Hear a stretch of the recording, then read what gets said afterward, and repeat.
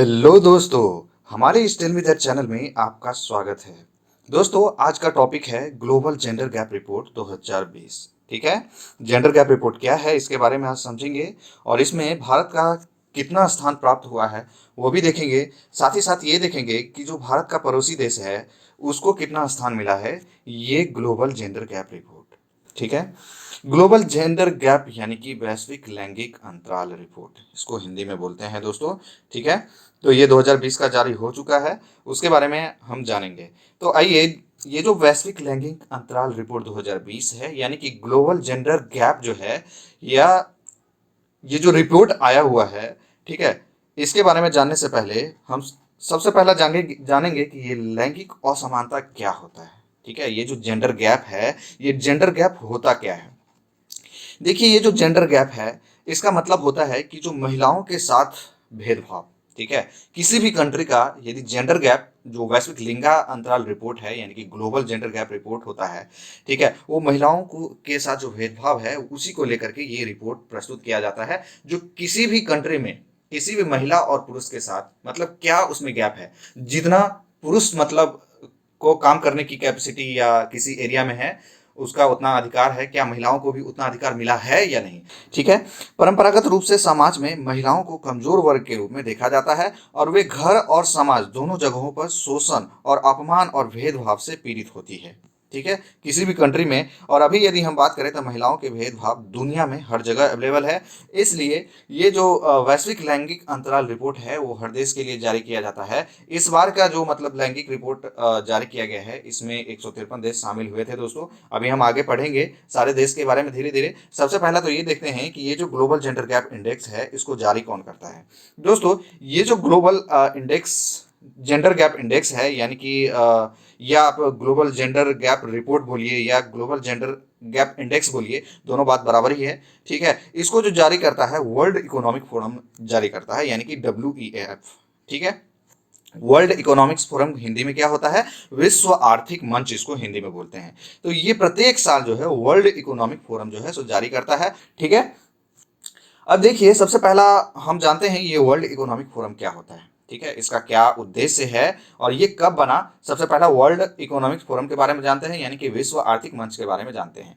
विश्व आर्थिक मंच जो है यदि इसकी हम बात करें तो ये स्विट्जरलैंड की नॉन प्रॉफिटेबल ऑर्गेनाइजेशन है जिसका मुख्यालय जो है यानी कि हेडक्वार्टर्स जो है वो स्विट्जरलैंड के जिनेवा में है।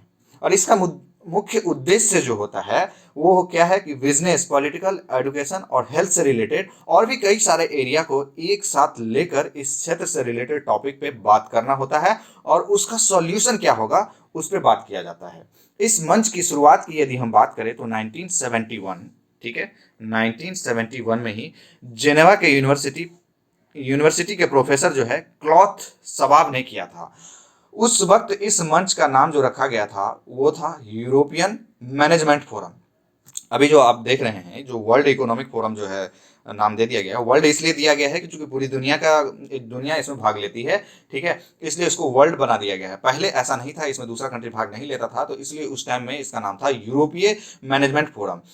देखिए, उस वक्त इसका उद्देश्य जो था, ये यूरोपीय मैनेजमेंट फोरम है या मतलब ये वर्ल्ड इकोनॉमिक फोरम अभी जो नाम हो गया है, तो उस वक्त जो इसका उद्देश्य था, जिस वक्त इसको बनाया गया था, जिस वक्त इसका गठन किया गया था, उस वक्त इसका जो उद्देश्य था वो केवल यूरोप के लिए था, जो पूरे वर्ल्ड के लिए ये नहीं था। ठीक है, यूरोपीय कंट्री किस तरह से डेवलप करे या इस सब चीज़ों को लेकर के सिर्फ और सिर्फ यूरोपीय कंट्रियों पे सिर्फ इसका फोकस था। लेकिन धीरे धीरे इस मंच का यानी कि इस फोरम का विस्तार होता गया और 1974 से ही जो है वर्ल्ड लीडर को इस मंच के लिए इनवाइट करना शुरू कर दिया गया। अब देखिए, 1976 में पहली बार इस फोरम को यानी कि इस मंच में मेंबरशिप सिस्टम लागू किया गया था। किसमें, तो ये जो वर्ल्ड इकोनॉमिक फोरम है इसमें 1976 में जो है सो पहली बार ऐसा करा गया था, यानी कि मेंबरशिप सिस्टम लागू किया गया था।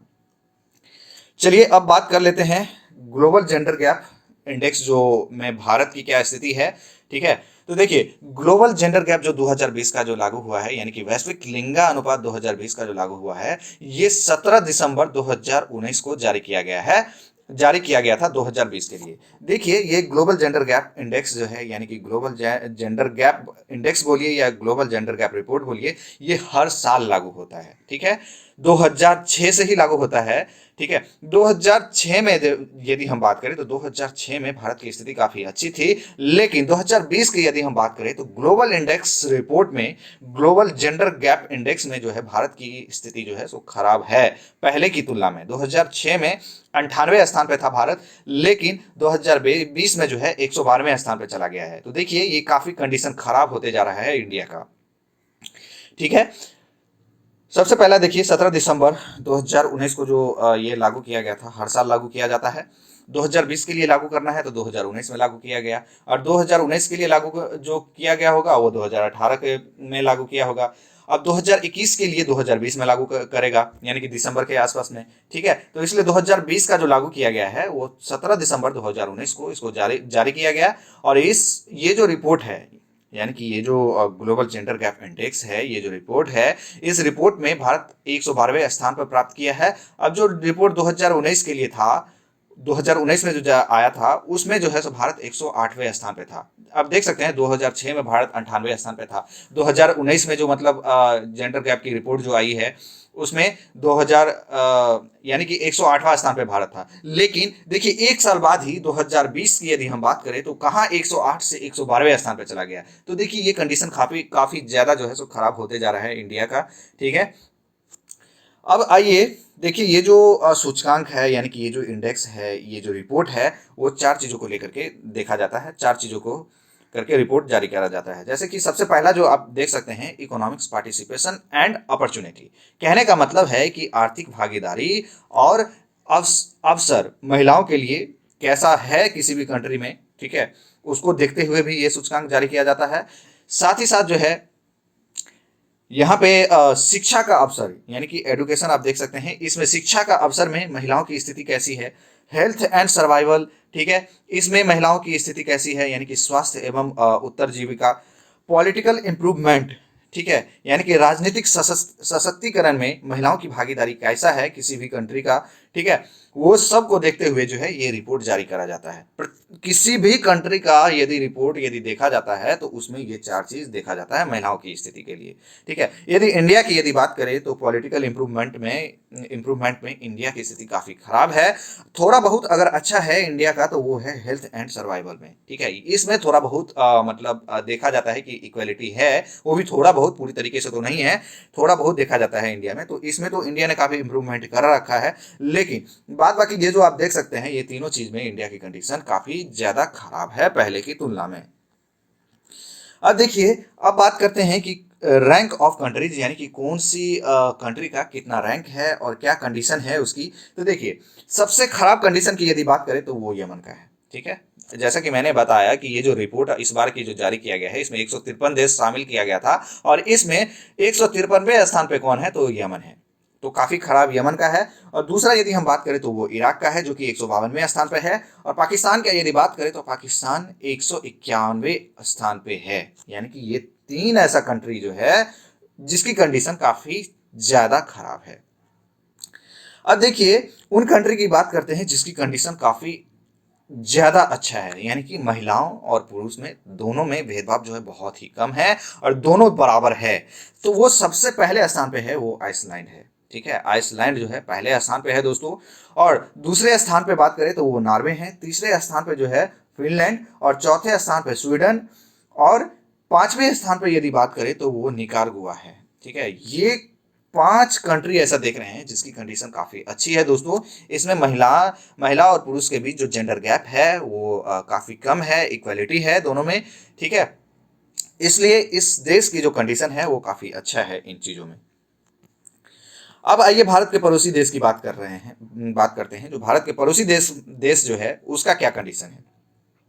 तो भारत के पड़ोसी देश में हम सबसे पहला यदि बांग्लादेश की बात करें तो इसकी कंडीशन जो है काफी अच्छा है। बांग्लादेश की कंडीशन जो है 50वें स्थान पे है, बांग्लादेश है 2020 के रिपोर्ट के अनुसार, ये जो ग्लोबल जेंडर गैप रिपोर्ट जो आया हुआ है 2020 का, इसमें बांग्लादेश की स्थिति काफी अच्छा है, यानी कि 50वें स्थान पे है। नेपाल की यदि हम बात करें तो नेपाल 101वां स्थान पे है। श्रीलंका की यदि बात करें, ये देखिए ये है श्रीलंका, तो श्रीलंका की यदि हम बात करें तो वो 102 स्थान पे है। अब चीन की यदि बात करें तो चीन 106 स्थान पे है। देखिए चीन, इतनी जनसंख्या है चीन में और वो भी 106 स्थान पे है, ठीक है। और कहाँ, मतलब इंडिया 112वें स्थान पे है, जो कि चीन से बाहर, इंडिया से जो जनसंख्या की यदि बात करें तो चीन में ज्यादा है। और जिस देश की जनसंख्या ज्यादा होता है उस देश में महिलाओं और पुरुष के बीच भेदभाव काफी ज्यादा देखा जाता है, लेकिन फिर भी चीन 106वें स्थान पे है। अब पाकिस्तान की, जैसे कि मैंने आपको बता चुका कि ये 100वें स्थान पे है, ठीक है। तो ये था वैश्विक लैंगिक अंतराल रिपोर्ट 2020, यानी कि ग्लोबल जेंडर गैप रिपोर्ट 2020, ठीक है। तो इस वीडियो में इतना ही दोस्तों। यदि आप हमारे चैनल को सब्सक्राइब नहीं किया है दोस्तों, तो प्लीज आप हमारे चैनल को सब्सक्राइब करें, लाइक करें, कमेंट करें दोस्तों, और शेयर भी करें।